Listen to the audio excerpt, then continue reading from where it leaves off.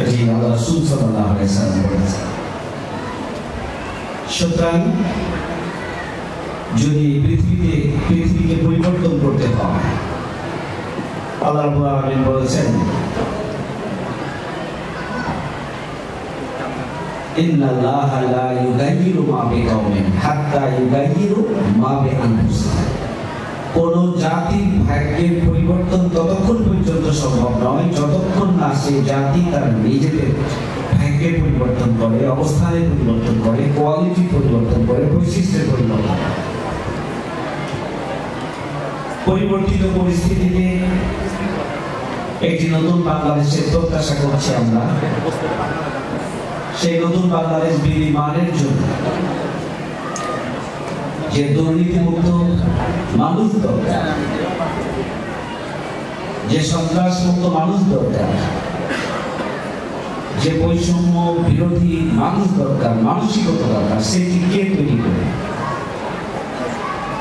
সেটি যদি তৈরি করতে হয় তাহলে একমাত্র ইসলামী প্রতিষ্ঠান ছাড়া, ইসলামী শিক্ষা ছাড়া দেশপ্রেমে উজ্জীবিত নৈতিকতা সমৃদ্ধ মানুষ তৈরি হতে পারে না। কারণ মানুষের অন্তরে আল্লাহর ভয় যদি না তৈরি হয়, মানুষের অন্তরে আল্লাহর কাছে জবাবদিহিতার মানসিকতা যদি তৈরি না হয়, মানুষের অন্তরে যদি সত্য এবং মিথ্যার পার্থক্য বোঝার অনুভূতি তৈরি না হয়, ভালো এবং মন্দের পার্থক্য বোঝার শক্তি যদি না থাকে, তাহলে সেই মানুষ সমাজের পরিবর্তনে, সমাজের উন্নয়নে, সমাজকে এগিয়ে নেওয়ার জন্য, রাষ্ট্রকে এগিয়ে নেওয়ার জন্য, পৃথিবীকে এগিয়ে নেওয়ার জন্য কোনো অবদান রাখতে পারে না।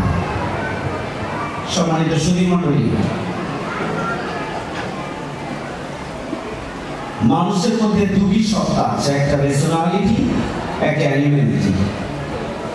একটা হচ্ছে পাশবিকতা, পশুবৃত্তি, আর একটা হচ্ছে মানবিকতা, রেশনালিটি। এই দুটি সত্তা আছে। একজন মানুষ তখনই মানুষ যখন শুধু চেহারাই মানুষ হলে, হাত, কান, নাক, মুখ, চোখ আছে বলেই তারা মানুষ, তা নয়। এবং সেখানে মানুষের মধ্যে যে পশু বৃত্তি রয়েছে তাকে কন্ট্রোল করে মানবিক বৃত্তির বিকাশ যে মানুষের মধ্যে রয়েছে, সেই প্রকৃত অর্থে মানুষ। আর যদি মানুষের মতো অবয়ব থাকার পরও যদি অ্যানিমালিটি, পশু বৃত্তি, পাশবিকতা যদি নিয়ন্ত্রণ করে মানবিকতাকে, মানবিক বোধকে যদি নিয়ন্ত্রণ করে, তাহলে তখন সে আর মানুষ থাকতে পারে না, পশুতে পরিণত।